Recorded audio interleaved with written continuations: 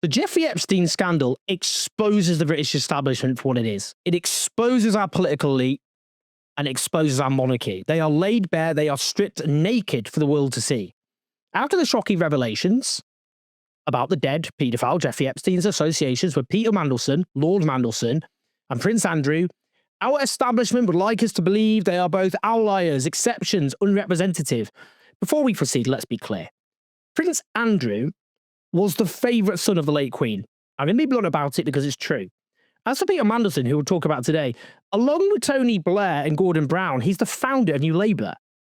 He became the Commissioner for Trade for the entire European Union after the British government nominated him. That's, by the way, after he was forced out of government amid scandal twice, not once, twice. Gordon Brown brought him back to the United Kingdom and made him de facto Deputy Prime Minister. He then became an absolutely central player in the Starmer projects, not just being appointed UK ambassador to the US, despite his public association with Jeffrey Epstein, but despite that being public knowledge, he was central in this government. We'll talk about that. Now, I had a revealing encounter with Lord Mandelson about 3 years ago. I'll come to that too. I'm going to start with this revelation.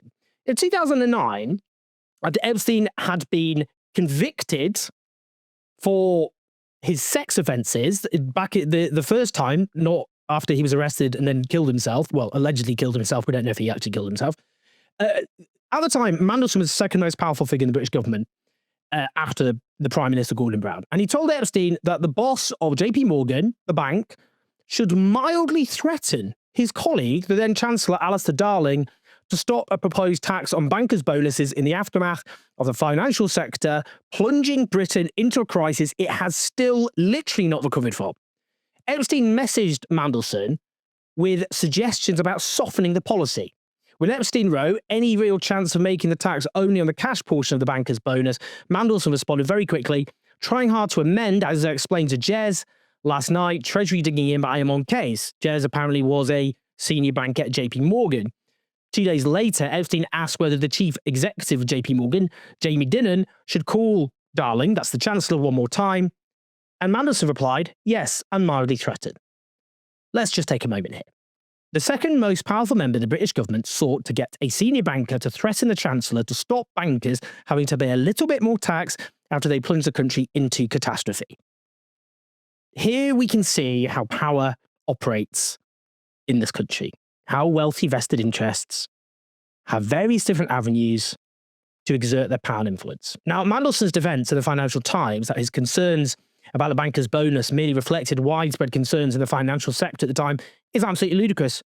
Bankers didn't want to pay more tax. Say it ain't so. The point is, this man should not have been encouraging those bankers to threaten an elected government into backing down on its policies in the aftermath of a catastrophe they had caused.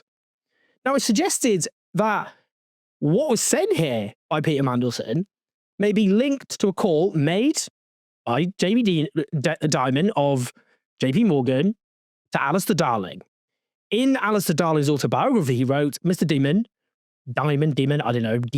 was very, very angry. He said that his bank bought a lot of UK debt and he wondered if that was now such a good idea. I pointed out that they bought our debt because it was a good business deal for them. He went on to say they were thinking of building a new office in London, but they had to reconsider that now. That's an example of the sort of threats and, attempt to buy wealthy interests to strong-arm governments into not challenging them in any way. As it happened, the banker's bonus did go ahead, despite Mandelson's efforts. JP Morgan did build their new office and didn't stop buying gilts, which, by the way, is illustrative of how seriously we should take threats by the corporate and wealthy elite when there are mild attempts to make them pay fair taxes. Now, subsequent emails after Mandelson was out of power apparently show Mandelson looking for work at JP Morgan, a classic example of the revolving door between government and the private sector. Now, all of this sums up the faction which have taken over the Labour Party and reshaped it in their own image. They're infatuated with wealth and power. The whole political project is about making Labour kowtow before the interests of wealth and power. Kowtow before the likes of Jeffrey Epstein. Kowtow before the likes of JP Morgan. Labour politicians know that being in government is a lucrative springboard for making a lot of money in the private sector. We've had Labour defence ministers end up in the defence industry.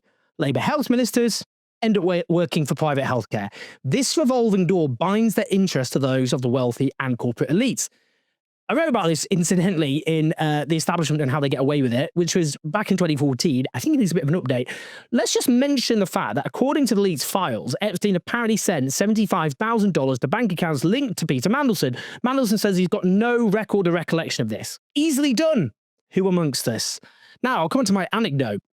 Back in 2022, I went to the Web Summit in Portugal. It's an annual tech conference where lots of journalists, tech people all around the world go. I've gone, I think, 3 times. It's run by the Irish businessman Paddy Cosgrave, a good guy. He ended up, for a time, forced out as CEO of Web Summit after he spoke up against Israel's genocide, which is always a litmus test, I would say. Now, there was a dinner on the first evening, and whoever organised it obviously had a good sense of humour, because they put me in the same group as 3 lovely young American tech journalists and Lord Peter Mandelson. Now, I felt a bit sorry for the tech journalists because they had no idea who either of us were, and they were subjected to this extended period of British passive aggression.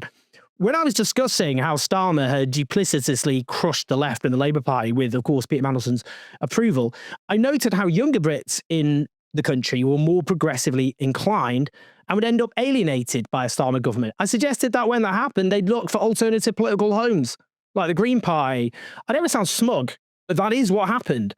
Now, do you know what he said about me when I was talking about this? When I was just putting to him that, you know, yes, you've conquered the Labour Party, and yes, you're triumphalist about it, but actually, we'll see what happens. He said this was a classic nonsense of the metropolitan elite. That's what he said. That's what he called me, metropolitan elite. This guy, a lord and an associate of the American paedophile, Jeffrey Epstein, who's at the center of an elite web crossing the Atlantic, who is absolutely ingrained in this corporate and wealthy elite. He said I was the metropolitan elite. Really sums it up. How these people try to turn reality on its head. It's those who want to challenge wealth and power the elite rather than the people actually in the elite. Do you know what? Do you know how I responded to that? I said he was Trumpian. I said, you sound Trumpian, which is funny, partly because he ended up UK ambassador to the US to suck up to Trump, but also when he was appointed, it was put to him that a Trump advisor had called him an absolute moron, and he had replied, some around Mr. Trump see me as they view many in Europe. They see me as a left-wing progressive, somebody who might even be anti-business, or somebody who might be following the sort of liberalism they've just defeated in America. What they will discover is I'm not a uber liberal, I'm not a wokey-cokey sort of person, and I'm pro-market and pro-business. Trumpian, as I said. One of the most powerful men in the Labour Party, ladies and gentlemen. That is the Labour Party. Those are the sorts of people who run the Labour Party. Let's just be clear about Mandelson's political activities since he was in, Gordon Brown's team and Tony Blair before that. Back in 2017, Mandelson said, I work every single day in some small way to bring forward the end of Jeremy Corbyn's tenure in office. Very openly plotting there. He was a Labour politician. As The Guardian reported recently, in the opposition years, as part of attempts to rid Labour of Jeremy Corbyn and his acolytes, Mandelson was a member of a Sunday supper party held at the Kennington home of Roger Liddell, a fellow Labour peer and long-standing friend. Regular guests included the Health Secretary Wes Streeting and his partner Joe Dancy, himself a former Mandelson advisor. Others he frequented the Georgian home for roast lamb and fine wine were Matt Doyle, formerly a spokesperson for Tony Blair and later to be Starmer's Director of Communications, Matt Pound, who is today Political Secretary to Chancellor Rachel Reeves, and Matthew Faulding, who stood down as Secretary of the Parliamentary Labour Party last November. Streeting is said to have joked that a blue plaque might be put up outside Liddell's home given its role in the reinvention of Labour. Maybe we will see Mandelson back by the side of Prime Minister Streeting, a source suggested archly. Matt Pound helped run Starmer's leadership campaign and purge the left. Matthew Faulding helped stitch up parliamentary selections in favour of the right-wing goons who now dominate the Parliamentary Labour Party. Whereas Streeting, the Health Secretary, long-time associate of Peter Mandelson, who he sees as a political icon, and as noted there, his partner worked for Mandelson. Now, Wes Streeting is now plotting to remove Keir Starmer to replace him as Prime Minister. For some reason, he thought it would be a good idea for him to delete tweets of him gushing over hanging out with Peter Mandelson. The internet never forgets, Wes. Rule number 1. Now, The Guardian also reported last year, referring to Starmer's chief of staff, Morgan McSweeney, other key figures who have worked with both McSweeney's treating say they are not cut from the same cloth. I always felt Morgan politically wasn't with Wes, although he was with Peter Mandelson, and Mandelson wanted Wes, said a senior Labour aide. Wes has always been more classically Blairite than Morgan has, a frontbencher said. Mandelson was the mentor of Morgan McSweeney. Is the mentor. So he was? What am I saying is? It was, sorry. It's not past tense. He's not dead. Is the mentor of Morgan McSweeney, Starmer's chief of staff. There's a must-read piece in the New Statesman written by Alva Brown called The Mandelson Affair Inside the Scandal of a Century. A very revealing snippet as a Labour insider who says of Mandelson, Keir doesn't even like him and never really has. Oh my goodness, Starmer is so pathetic. What a pathetic little man. Never takes responsibility, always passes the buck. That's why you have constant briefings against people in his office where they are always blamed for everything that goes wrong. Various people, like Sue Gray, very famous example, it's never Keir Starmer, is it? Well, I'll come on to that actually, because some of his aides have briefed against Starmer too. Now, you are unfortunately the fucking Prime Minister. You took the decision to appoint Mandelson as UK ambassador to the US.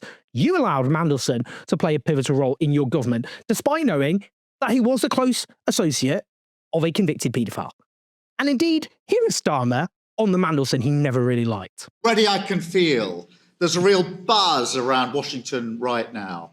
You can sense that there's a new leader in town, that he's a true one-off, a pioneer in business and in politics. Many people love him. Others love to hate him. But to us, he's just Peter.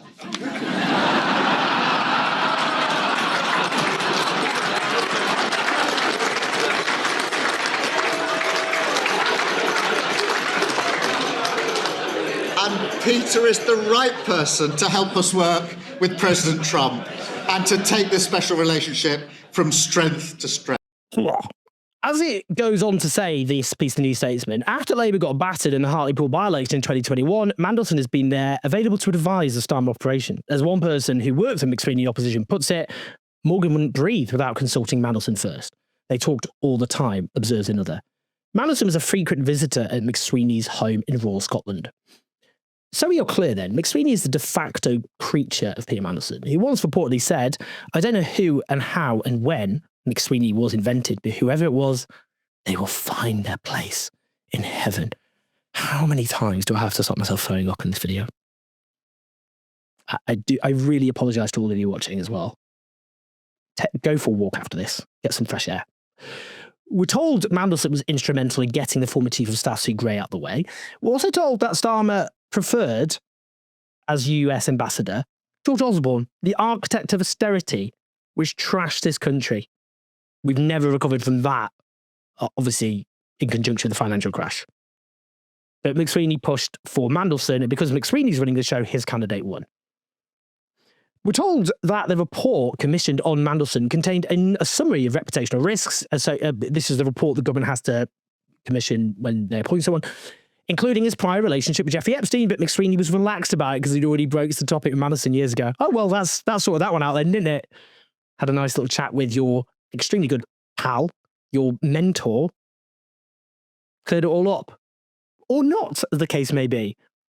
Here's a crucial detail. When Mandelson was US ambassador, what it says in the New Statesman is he went to number 10 Downing Street, where he's supposed to be being ambassador, to advise on Starmer's first major cabinet reshuffle, which is correctly described as a decisive moment that saw soft left figures ousted and key Mandelson and McSweeney allies elevated.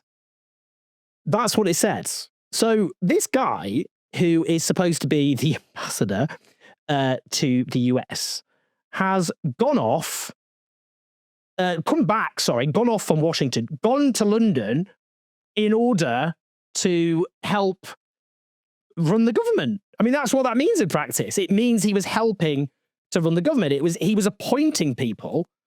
I mean, someone said, this is what a number one insider says, that is not normal. Damn right it isn't. He was the US ambassador. Why was he masterminding the reshuffle? But it says in the New Statesman that Mandelson was not just the US ambassador, he'd become one of the most important figures in the Labour government. And what he did is help orchestrate a reshuffle which made it even more weighted in full of people like him who believe in kowtowing to the wealthy and the powerful. This man is not some outlier, some unfortunate appointment. He is one of the central figures of this government. He's one of the most important people in the entire government. Now, as it was revealed, last year, Starmer's own people briefed to journalists that he was just their front man. They said that he thinks he's driving the train, but we've sat him in front of the driverless district light railway. They basically presented him as a useful idiot. But this is who he's the front man for. People like Peter Mandelson. And that's the point. Mandelson's emblematic of our elite. This is who the elite are. These are your masters. These are people running the show. And this is what the Labour Party is. And that just underlines why we need to build something else. Please like and subscribe. You talk to your comments. Help us take on the media ecosystem this is all part of. Patreon.com/OwenJones84. I'm finishing my book, The Fall of the West. I keep saying that, which is out later this year. Now I'll focus back on the video channel. But thanks for keeping everything going in the meantime. Share the video. Leave your thoughts, your comments. I'll speak to you in a bit.